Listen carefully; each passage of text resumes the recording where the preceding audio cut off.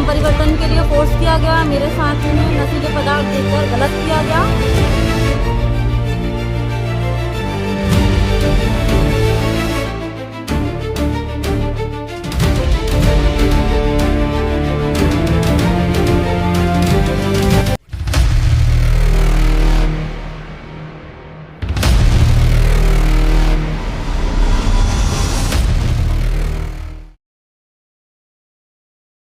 नमस्कार दोस्तों, स्वागत है आपका द रियल स्टोरी में।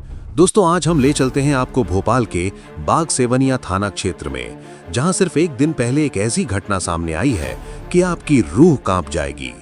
दो मुस्लिम बहनें अमरीन उर्फ माहिरा और उसकी बहन आफरीन हिंदू लड़कियों को नौकरी का लालच देकर जाल में फंसाती थीं, फिर उन्हें अपने कथित प्रेमियों और भाइयों को परोस देती थीं, वेश्यावृत्ति के दलदल में धकेलती थीं और सबसे घिनौना धर्मांतरण के लिए जबरदस्ती मजबूर करती थी।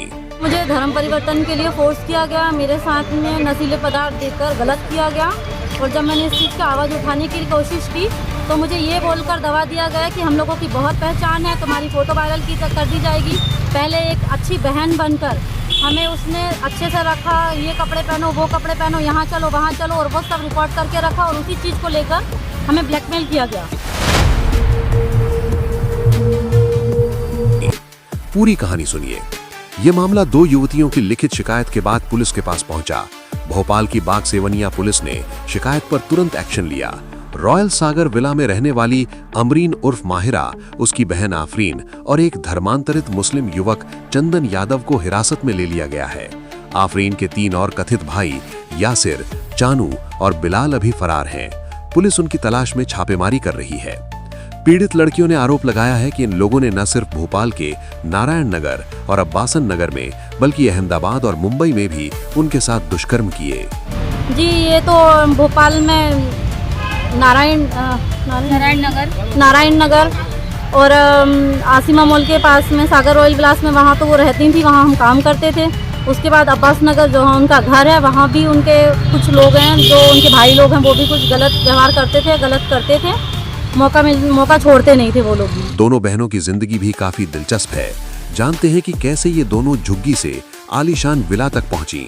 पुलिस जांच में चौंकाने वाला खुलासा हुआ कि ये दोनों बहनें कुछ साल पहले अब्बासन नगर की झुग्गी बस्ती में रहती थीं।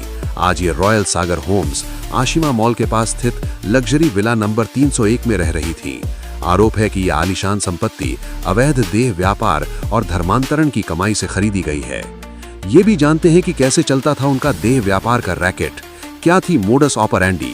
ये बहनें गरीब परिवारों की जवान लड़कियों को घरेलू काम या अच्छी नौकरी का लालच देती थीं और उन्हें अच्छी जिंदगी देने के सब्ज बाग दिखाए जाते थे। जैसे ही वो इनके झांसे में फंस जाती, उन्हें नशे का आदी बनाया जाता, फिर महंगे होटल्स, पब्स और लाउंज में ले जाया जाता। पीड़िताओं का आरोप है, हमें शॉर्ट कपड़े पहनने के लिए मजबूर किया जाता था, बड़े बड़े घरानों के युवकों के सामने पेश किया जाता था, साथ ही बुर्का पहनने, नमाज पढ़ने और इस्लाम कबूल करने का भयंकर दबाव बनाया जाता था। मना करने पर मारपीट और रेप की धमकी दी जाती थी। आइए जानते हैं एक खास पीड़िता की कहानी। छत्तीसगढ़ की एक ब्यूटिशियन को उसकी परिचित संजना के जरिए इन बहनों तक पहुंचाया गया। बाद में संजना ने खुद धर्मांतरण कर लिया और अपना नाम जन्नत रख लिया। पीड़िता का आरोप है, मेरे साथ बार बार दुष्कर्म किया गया, धर्म बदलने के लिए जबरदस्ती की गई, अगर नहीं मानती तो जान से मारने की धमकी दी जाती थी।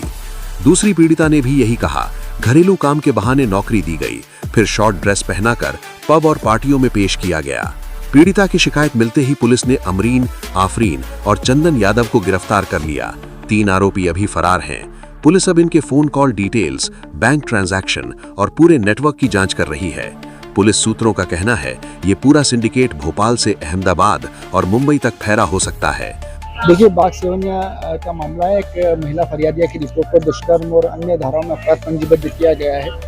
मामले में अब तक 3 आरोपियों को राउंड अप किया जा चुका है। इसमें जो शेष अन्य 3 आरोपी है, उसके लिए हमारी टीमें लगी है और शीघ्र उनको भी गिरफ्तार करेंगे। कोई भी दोषी बख्शा नहीं जाएगा। इस मामले पर अब हिंदू संगठनों का गुस्सा फूट पड़ा है। मामले की सूचना मिलते ही बजरंग दल के कार्यकर्ता बाग सेवनिया थाने के बाहर प्रदर्शन पर उतर आए। उन्होंने मांग की कि आरोपियों को कड़ी से कड़ी सजा मिलनी चाहिए, फरार तीनों आरोपियों को तुरंत गिरफ्तार किया जाए, हिंदू बेटियों के साथ न्याय हो। अन्य हिंदू संगठनों ने भी सख्त कार्रवाई की मांग उठाई है। दोस्तों, ये सिर्फ 2 बहनों का मामला नहीं है, ये एक सोची समझी साजिश है, पैसे के लिए, शरीर के लिए और धर्म बदलवाने के लिए। पुलिस जांच करके मामले की तह तक पहुंचने की कोशिश कर रही है। पीड़िताओं के सामने आने से रोज नए नए खुलासे हो रहे हैं। हम द रियल स्टोरी की टीम इस पूरे मामले पर नजर रखे हुए हैं।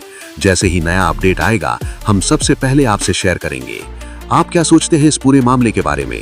ऐसे रैकेट को कैसे जड़ से खत्म किया जा सकता है? क्या पुलिस को और तेजी सख्ती दिखानी होगी? अपनी राय कमेंट में जरूर लिखें।